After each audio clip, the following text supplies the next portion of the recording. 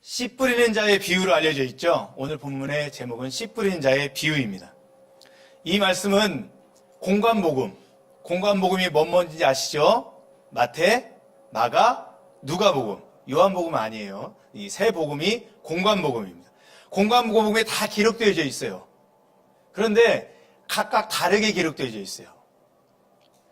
예를 들면 가장 긴 내용, 이 씨 뿌리는 비유의 내용이 가장 길게 기록된 것이 마가복음입니다. 가장 짧게 기록된 것은 누가복음이에요.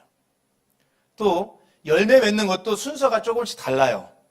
마태복음은 100배, 60배, 30배 이렇게 되어 있고요. 우리 마가복음은 30배, 60배, 100배죠. 역순이죠. 그리고 누가복음은 100배만 기록되어 있습니다. 또 이 씨에 대해서도 조금씩 다릅니다. 마태복음은 씨가 각각의 밭에, 4가지 밭에 떨어진 씨가 다 복수형이에요. 또 누가복음은 다 단수형이에요.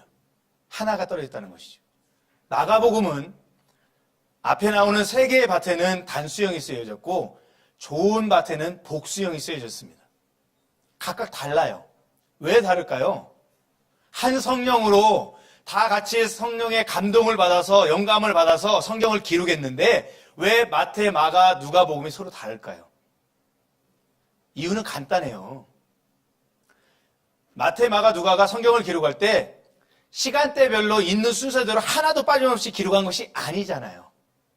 마태는 마태 나름대로 이 복음의 내용을 잘 설명하기 위해서 추려서 예수님께서 하신 모든 말씀을 다 적은 게 아니라 추려서 적은 거예요.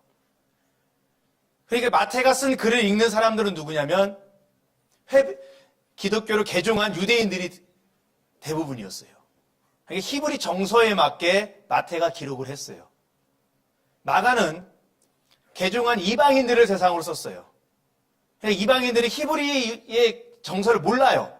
그러니까 사건 순으로 아주 간결하게 썼어요. 누가는 또 어떻게 썼죠? 누가복음 1장 3절과 4절에 보면 데오빌로 각하에게 써보낸다라고 했죠. 데오빌로에게 복음의 내용을 설명하기 위해서 쓴 글이에요. 저자가 각각 다르고 받는 사람, 이 편지를 받는 사람, 복음서를 읽는 사람이 각각 달라요. 근데 쓰는 사람은 받는 사람, 읽는 사람이 쉽게 이해하도록 써야 되잖아요. 그러니까 다 똑같이 쓴 게 아니고 조금씩 다르게 썼다는 것이죠. 이 씨 뿌리는 자의 비유는 예수님께서 비유의 말씀하실 때 첫 번째로 하신 말씀이에요. 그래서 이 비유는 아주 중요해요. 예수님께서 직접 또 13절, 우리가 읽지 않았지만 4장 13절에 보면 이렇게 말씀하셨어요. 한번 보도록 하겠습니다. 또 이르시되 너희가 이 비유를 알지 못할진대 어떻게 모든 비유를 알겠느냐. 즉 이 비유를 알아야 다른 비유도 알 수 있다는 거예요. 그만큼 중요한 비유다라고 말씀해 주시는 것이죠. 그런데요, 안타깝게도 예수님께서 하신 비유들 중에서 어려운 비유 중에 하나예요. 제자들이 그래서 깨닫지를 못했어요. 그러자 예수님께서 이 비유를 직접 설명해 주셔요. 하나씩 설명해 주셔요. 그만큼 어려운 비유였고, 첫 번째이고 중요하지만 어려운 비유였고, 제자들은 설명해 주시는 예수님의 말씀을 들어야만 이해가 됐어요. 오늘날 우리도 마찬가지입니다. 이 비유를 그냥 쉽게 이해할 수 있는 비유는 아니에요. 하지만 제가 지난주에도 비유를 설명하면서 비유를 이해하려면 제일 먼저 핵심 주제를 알아야 된다라고 말씀을 드렸습니다. 이 비유도 마찬가지예요. 핵심 비유를 알면 조금 어렵지만 풀어나갈 수 있어요. 그러면 이 비유에서 핵심 주제는 무엇일까요? 저는 먼저 이 비유를 잘못 해석하는 2가지 예를 먼저 설명해 드리면서 핵심 주제를 같이 설명해 드리도록 하겠습니다. 먼저 첫 번째는 이 비유를 토양에 초점을 맞추어서 해석하는 것입니다. 그러면 이렇게 되겠죠. 당신의 마음의 밭은 어느 종류의 밭입니까? 길가의 밭입니까? 아니면 돌밭입니까? 가시떨기 밭입니까? 아니면 좋은 밭입니까? 이렇게 해석이 되어지는 거예요. 그러면 어떻게 합니까? 어떻게 됩니까? 우리는 어떻게 받습니까? 말씀을 받았는데 내 안에 감동이 없어. 그러니까 나는 돌밭인가 길가밭인가, 빨리 이 밭을 갈아엎어서 좋은 밭을 만들어야겠구나.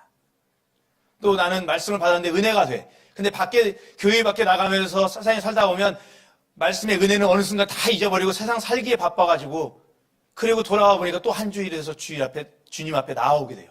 나는 아무리 봐도 가시떨기 밭인 것 같아. 빨리 회개해야 할 텐데. 갈아엎어서 좋은 밭이 되어야 할 텐데.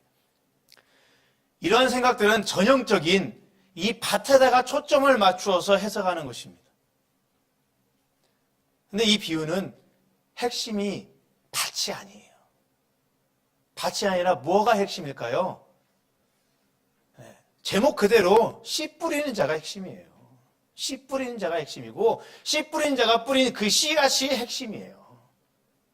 우리가 핵심을 알지 못하면 전혀 다르게 해석할 수 있습니다.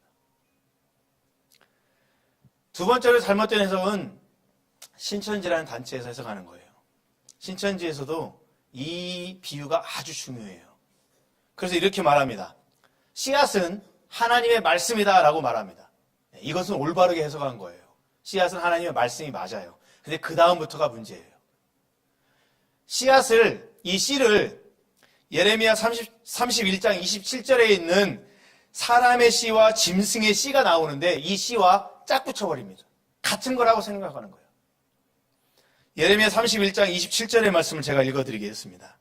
여호와의 말씀이니라. 보라, 내가 사람의 씨와 짐승의 씨를 이스라엘 집과 유다 집에 뿌릴 날이 이르리니, 사람의 씨와 짐승의 씨를 이스라엘 가운데 뿌릴 날이 올 것이다 라는 말이에요. 그러니까 이 씨 뿌린 자의 비유의 씨앗과 이 사람의 씨와 짐승의 씨를 같이 해석을 하는 거예요. 붙여버려요. 그래서 어떻게 되냐면, 사람의 씨는 인자니까 누가복음에서 인자는 예수님이잖아요. 그러니까 예수님이다. 그럼 사람의 씨는 무엇이냐?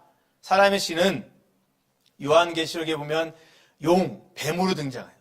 근데 예수님께서 뱀들아, 독사의 자식들아 라고 욕한 그 대상들이 있죠. 서기관과 바리새인들. 그들이 바로 짐승의 씨앗들이다. 그들이 하나님의 복음의 말씀을 잘못 가르쳐서 이스라엘이 잘못 알고 있었다라는 거예요. 또 이 대목은 또 맞아요. 이 대목은 또 맞아요. 그러면서 뭐라고 말하냐면, 가라지의 비유가 나오잖아요. 가라지의 비유에서 좋은 씨와 나쁜 가라지의 씨가 있는데, 예수님의 초림, 예수님께서 처음 이 세상에 오셨을 때 가라지의 비유가 이제 이루어졌고, 이제 자신들의 교주인 재림 예수가 가라지의 비유의 심판의 때에 그 심판을 감당하게 되고 성취하게 될 것이다 라고 가르칩니다. 근데 전혀 잘못됐죠. 어디서부터 잘못됐습니까? 씨 뿌린 자의 비유의 씨와 예레미야 31장 27절에 있는 이 씨를 같게 보는 것에서부터 잘못됐죠. 성경을 해석하려면 단어 하나가 같다고 다 똑같은 것이 아니죠. 문맥에서 뜻을 찾아야 되잖아요. 예레미야 31장 27절은 전혀 다른 뜻이에요. 전혀 다른 뜻이에요. 성경을 내가 좀 잘 모를 때 어떻게 해야 됩니까?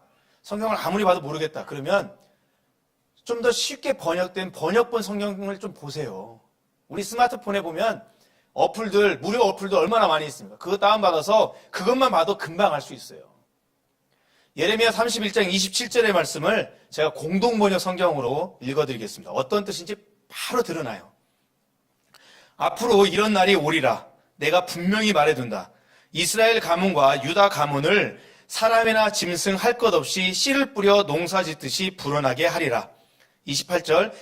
이전에는 자나깨나 이 백성을 뽑고 부수고 허물고 멸하고 해치기만 하였으나 이제는 눈을 똑바로 뜨고 세우며 심어주리라. 이는 내 말이라.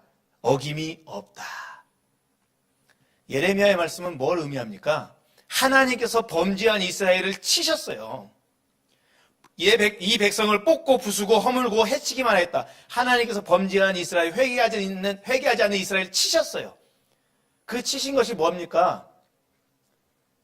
바벨론 포로를 당했잖아요. 멸망당하잖아요. 아수르에 멸망당하고. 하지만 하나님께서 이제는 어떻게 하겠다는 겁니까? 이제는 눈을 뜨고 그것을 세워주겠다. 이스라엘을 세워주겠다. 회복시켜주겠다. 이거예요. 그래서 28절에 27절에 사람이나 짐승이 날 것 없이 씨를 뿌려 농사짓듯 불어나겠다는 것은 이스라엘을 다시 예전처럼 회복시켜주겠다. 다윗의 때와 같이 다시 회복시켜주겠다. 이걸 말씀하는 거예요. 하지만 오늘 본문에 있는 씨 뿌린 자의 비유는 전혀 다른 내용이죠. 이스라엘의 회복을 얘기하는 게 아니라 하나님의 나라를 설명하는 것이잖아요. 그러니까 다른 말씀인데 씨라는 단어에 집착해서 같은 단어니까 붙여버려서 해석하니까 그런가 하고 넘어가 버리는 거죠. 예수님께서 하신 말씀 중에 3분의 1이 비유라고 했습니다. 이 비유를 해석하려면 핵심 주제만 알면 쉽게 풀린다고 했어요.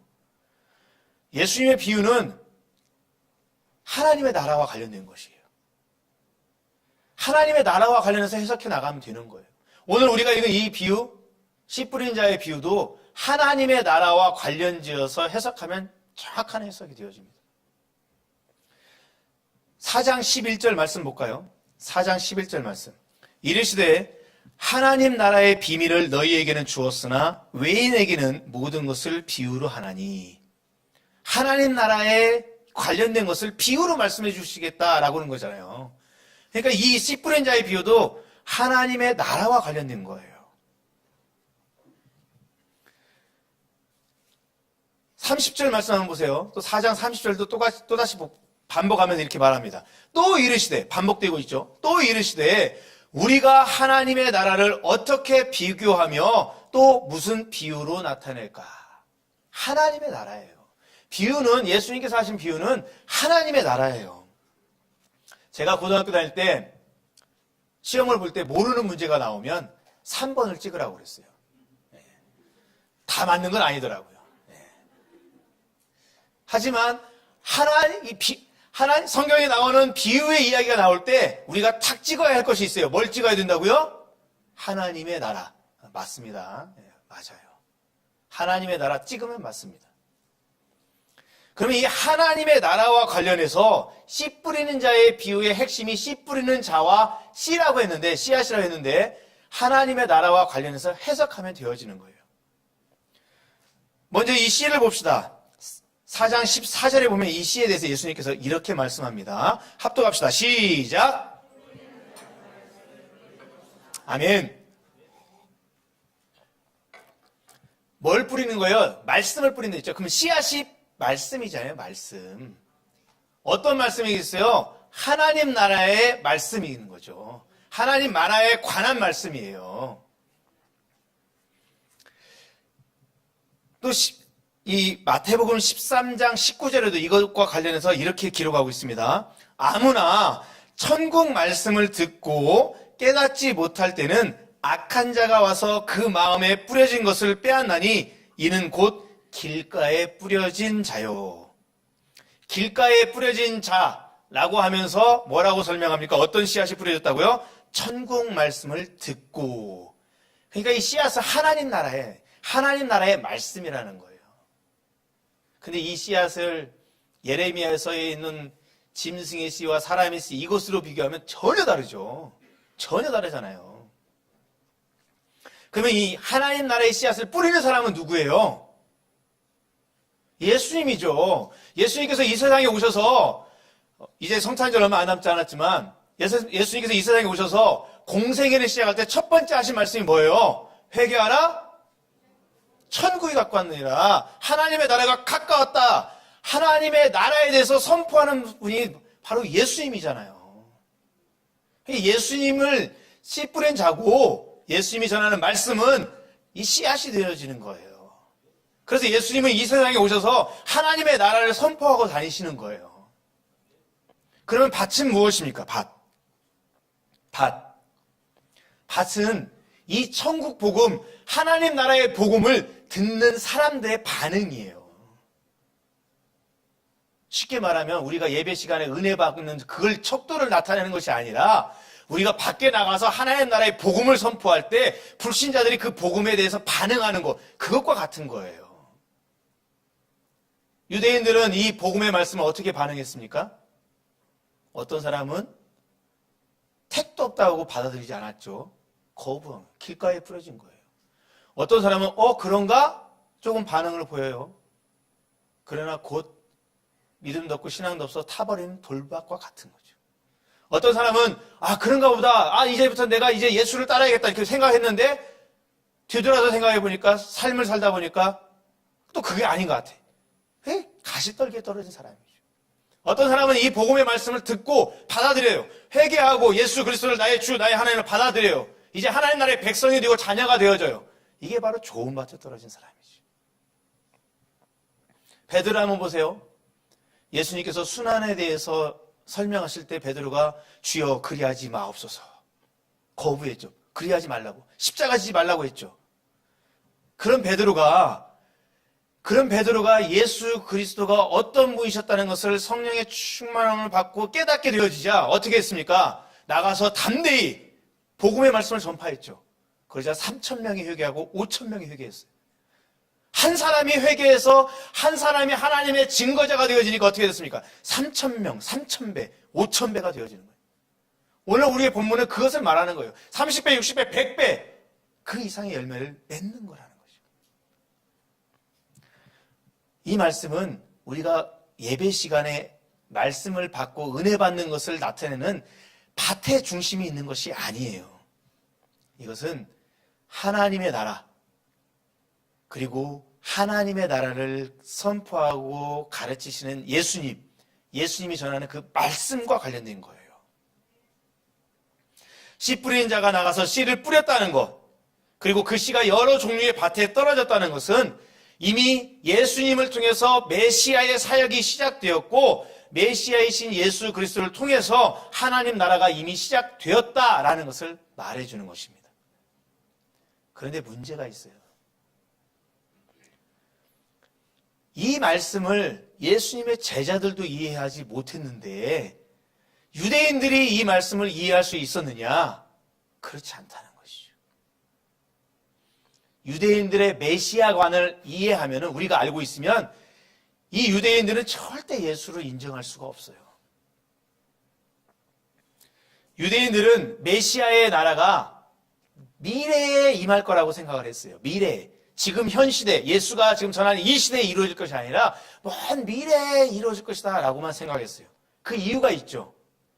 왜냐하면 유대 민족이 멸망당하고 난 뒤에 북왕국 이스라엘은 아수르에 멸망당했죠. 좀 더 일찍 멸망당했죠. 남왕국 유다국 멸망당했습니다. 어떻게 됩니까? 그때부터 바벨론의 지배를 받았고 그 위에는 페르시아의 지배를 받았고 그 다음에는 헬라, 우리가 잘 아는 알렉산더 대왕이 헬라 시대죠. 헬라의 지배를 받았고 그 다음에는 로마의 지배를 받았어요. 그러니까 유대 나라가 멸망당하고 난 뒤에 예수님이 오시기까지 거의 한 600에서 700년 동안 이 사람들은 계속 식민지 생활을 해온 거예요. 그러면 메시아가 와서 새하늘과 새 땅이 이루어지는 그 시대는 언제예요? 이 식민지에서 독립하는 그날이겠죠. 그런데 현실은 어땠습니까? 예수님 당시에 유대 민족의 현실은 어땠어요? 강력한 나라, 로마라는 나라의 지배를 받고 있었잖아요. 그들의 유대인들의 눈으로 보기에는 이 로마라는 나라가 무너질 기미가 하나도 안 보이잖아요. 독립할 수 있는 그런 희망이 하나도 안 보이잖아요. 유대민족이 메시아가 오면 전 세계에 흩어져 있는 유대민족이 다 예루살렘으로 모여들 것이다 라고 했는데 돌아올 기미가 하나도 안 보이잖아요. 이런 상태, 유대인들은 또 이방 민족의 지배를 받으면서 괴롭힘을 받고 있는 이 시대에 난데없이 예수라는 사람이 나타나서 내가 메시아다, 하나님의 나라가 임하였다라고 전하는데 누가 그것을 믿겠냐고요. 유대인들이 믿을 수가 없는 거죠. 그런데 예수님은 그들을 향해서 씨 뿌린 자의 이 비유를 통해서 하나님의 나라가 이미 이 땅에 왔고 하나님 나라의 복음은 이미 뿌려졌다라고 선포한 거예요. 예수님의 사역, 예수님의 이 사역, 복음 사역, 메시아 사역은 이미 뿌려졌는데 그 사역이 어떤 사람에게는 거부당하고 어떤 사람은 이해하지 못하고 어떤 사람은 뒤돌아서고 어떤 사람은 받아들이게 될 것이다 라고 설명해 준 거예요. 근데 유대인들의 입장에서는 이게 이해가 안 되죠. 메시아가 오면 독립이 되어지고 흩어진 유대인들이 다 모여들고 우리 모두가 다 기쁨과 영광으로 호산나 호산나 하면서 찬양하고 그렇게 기쁨으로 메시아를 받아들일 텐데 어떤 사람은 하나님의 나라에 대한 이 메시지, 메시아의 메시지를 거부한다? 어떤 사람은 받아들였다가 잃어버린다? 그리고 어떤 사람은 받아들인다? 이게 이해되지 않는 거예요. 메시아가 왔으면 다 받아들여야 되는데 왜 누구는 배척하고 왜 누구는 받아들이지 못하느냐? 이게 이해가 안 된다라는 것이에요. 유대인의 입장에서는요, 메시아는 영광 중에 강력한 왕으로 오시는 분이에요. 그런데 이런 메시아가 고난받는다? 이해할 수 없어요. 받아들일 수가 없는 거예요. 그런데요, 성경은 이 땅에 메시아로 오시는 그리스도가 고난받을 것을 예언하고 있잖아요. 이 땅에 메시아가 올 터인데 그 메시아는 고난받는 종의 모습으로 오실 것이다. 예언하고 있잖아요. 우리 성경을 찾아보겠습니다. 이사야서 53장 2절입니다. 우리 한번 다 찾아보시기 바랍니다. 구약성경 1033면, 1032면, 이사야서 53장 2절부터 보도록 하겠습니다. 2절부터 10절까지의 말씀인데요. 제가 쭉 읽어가겠습니다. 우리 성도님들은 눈으로 따라 읽으시며 마음으로 받으시기 바랍니다. 고난받는 메시아에 대해서 설명된 말씀입니다. 그는 주 앞에서 자라나기를 연한 순 같고 마른 땅에서 나온 뿌리 같아서 고운 모양도 없고 풍채도 없은즉 우리가 보기에 흠모할 만한 아름다운 것이 없도다. 그는 멸시를 받아 사람들에게 버림을 받았으며 간고를 많이 겪었으며 질고를 아는 자라. 마치 사람들이 그에게서 얼굴을 가리는 것 같이 멸시를 당하였고 우리도 그를 귀히 여기지 아니하였도다. 그는 실로 우리의 질고를 지고 우리의 슬픔을 당하였거늘 우리는 생각하기를 그는 징벌을 받아 하나님께 맞으며 고난을 당한다 하였노라. 그가 찔림은 우리의 허물 때문이요 그가 상함은 우리의 죄악 때문이라. 그가 징계를 받음으로 우리는 평화를 누리고 그가 채찍에 맞음으로 우리는 나음을 받았도다. 우리는 다 양 같아서 그릇 행하여 각기 제 길로 갔거늘 여호와께서는 우리 모두의 죄악을 그에게 담당시키셨도다. 그가 곤욕을 당하여 괴로울 때에도 그의 입을 열지 아니하였으며 마치 도수장으로 끌려가는 어린 양과 털 깎는 자 앞에서 잠잠한 양같이 그의 입을 열지 아니하였도다.